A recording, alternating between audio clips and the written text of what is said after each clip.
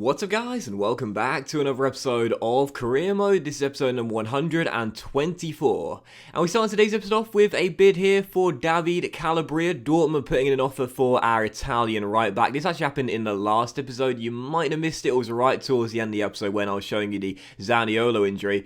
But yeah, Dortmund wanted to take David to Germany for £22.7 million. That's just under his valuation and 84 rated. I had no plans to sell him whatsoever because we were one day away from transfer deadline day. I had no backup right back in mind, and Calabria 84 rated is still very, very good indeed. He might have lost his place to Wan-Bissaka, but no plans to sell him whatsoever. So we rejected that bid there. And of course, after the big signing of Donnarumma in the last episode for £120 million, as deadline day would come round, we only had around £6.3 million to play with on deadline day, so didn't plan on doing anything. However, with 7 hours to go, we did have a bid here for our third choice centre-half, Gianluca Mancini, as Hoffenheim put in a bid of £18 million for our 28-year-old centre-half. And after the sale of Ferro in this window, Mancini has now become our third choice centre-half behind Romagnoli and Emmanuel Aya. He's pretty decent at 81 overall. He's not too bad whatsoever defensively. He's got some decent stats, but at 28 years old, in his late 20s now, I believe he's due to turn 29 during this season as well. I asked Hoffenheim for £25 million. I thought they'd negotiate a little bit with us, but instead, they said they'd meet that offer there and accept the counter. So £25 million deal agreed with Hoffenheim for Mancini, who hasn't played that much this season, behind Ian Romagnoli and of course Ferro prior to his departure. And as you can see, with 3 hours to go, we see the notification in the top right there. Mancini has gone to Hoffenheim for £25 million.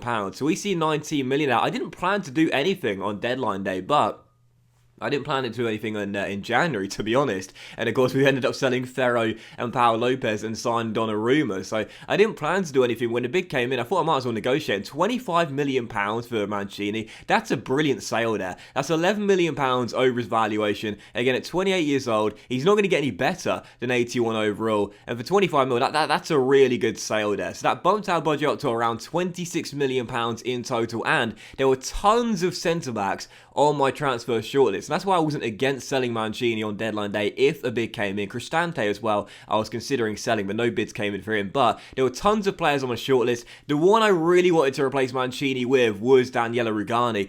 Sadly, he had joined Liverpool on transfer deadline day, though, so sadly could not get hold of him. But Alessandro Bastoni was a name that was on my shortlist. It was probably, I would say, the most feasible of players that we could pick up that would be a good replacement for Mancini. He's the same overall at 81, but he's 3 years younger than Gianluca right now. Valued at £18 million. And Inter Milan, I thought they were going to hold us to ransom over Bastoni. As we've seen in real life, this guy's been linked to Man City, to Barcelona. He's been linked to some big European clubs, so Inter very keen on the guy, but in the game, not so much. In the end, we just needed to pay £23 million plus a 10% sell-on clause, which really is not that much in today's market. So £23 million plus a 10% sell-on clause. He wanted to take a massive pay cut, and as you guys have seen throughout the course of the series, I don't want to exploit the broken contract negotiation. So I thought I'll give him. I think I gave him actually a £3,000 pay cut, but a lot less than whatever it was, £35,000 pay cut. But either way, a £3,000 pay cut, £55,000. It's still a fair salary really for a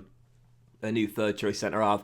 And as you can see, Bastoni does sign for the club on a 5-year deal on £55,000 a week. So on transfer deadline day, I wasn't planning to do anything, but in the end, what we did was very smart indeed. We sell Mancini for £25 million, and we bring in Bastoni for £23 million.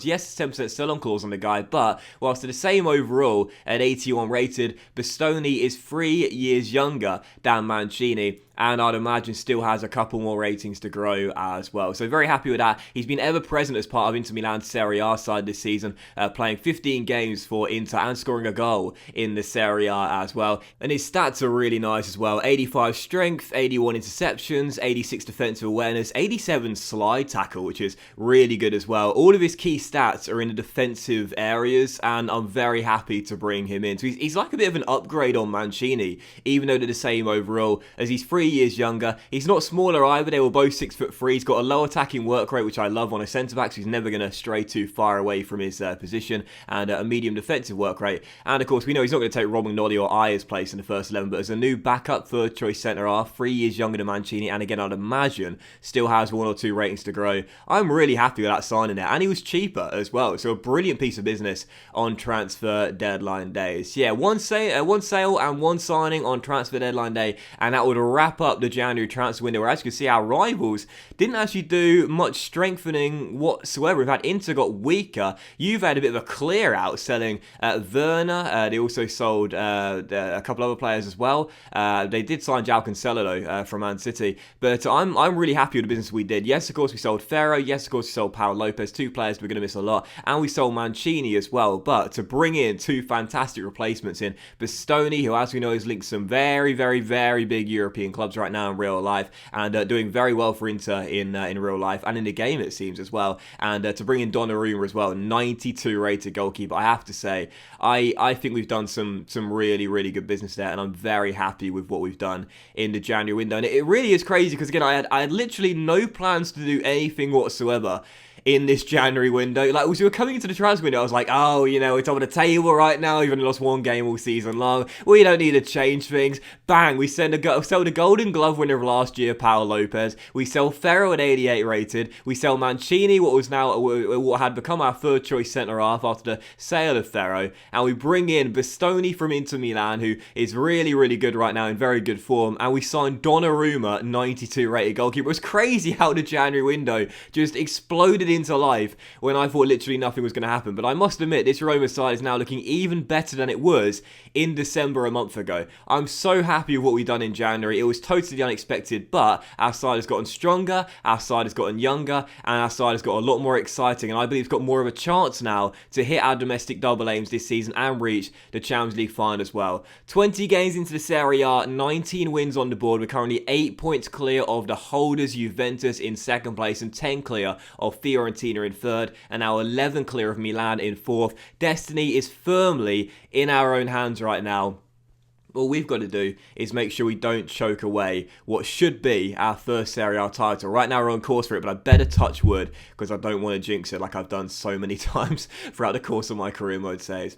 Anyway, of course, the one thing to decide now as February comes around, we've got some massive games to come in February. Of course, we've got AC Milan away from home in just a week's time. Obviously, we've got Juventus in the first leg of the Coppa Nazionale semi-final, Chelsea away at Stamford Bridge in the first leg of Champions League round of 16 tie. Some massive games to come. The big decision for me is who would replace Zaniolo. Of course, after getting injured in the win over Torino in the Coppa Italia quarter-final in the last episode, Zaniolo is now done for 2 months, and he's going to miss all of our big games in February and March as well. Who was going to start on the right-hand side in this Torino side, and who was going to take the captain's armband in Nicolo's place? 2 big decisions for me, and in the end, I decided to start Barai as an inside forward on the right-hand side to cut in and shoot on his left foot, and I gave the captain's armband to Alessio Romagnoli. Back in Rome, back at the Stadio Olimpico, looking to make amends to the fans. Now let's see what he can do wearing the armband. And for our first and only game today's episode to begin February, now outside of the January transfer window, we would take on struggling Empoli, Barai's former side, and that's why 16 minutes in,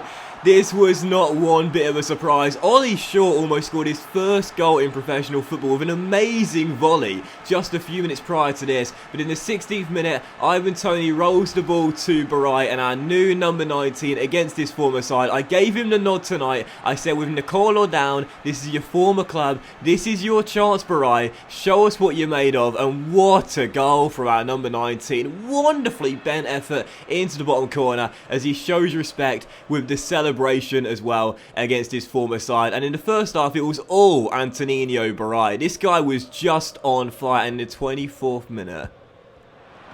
Oh, come on! When is it going to happen? So close to becoming the chosen one. We're getting so close. We've hit the woodwork twice from free kicks this season. Then Barai denied by a fabulous save. And in the 32nd minute, talking about a fabulous save, Gigi Donnarumma stopping our former striker with Sheffield United, Lys Mousset, going through one-on-one. Our new number one would have stopped there, as it's still Roma 0, Empoli 1. And again, he denies Mousset with another flying save in stoppage time in in the first half. GG Donnarumma having a busy first 45 minutes. There were 2 brilliant saves on Lys Mousset as it was still 1-0. That one the best of the 2. What a fantastic reactionary stop there by our new £120 million man. And from that we broke on the counter, and who was there to finish the move off? Oh, he's done it once again. It was written in the stars when I gave him the nod tonight. I knew he would score. I didn't expect 2, but that's how it was going into the dressing room. 2-0 Roma. Barai wraps up the counter-attacking mood over. Lovely strike into the back of the net. That's goal number 4 in the Serie A this season for our new number 19. And as we said, this guy's the complete package. He's 6'6". He's absolutely rapid.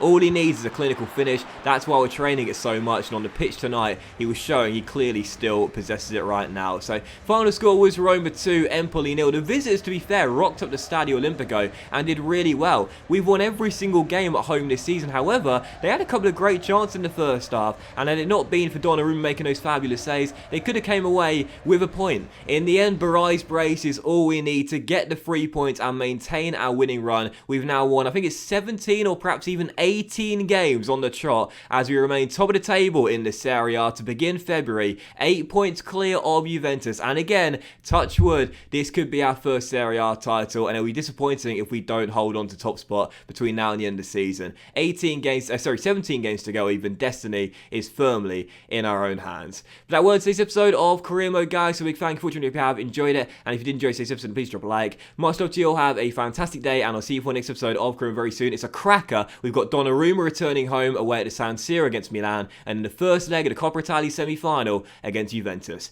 Don't miss it. It's going to be great.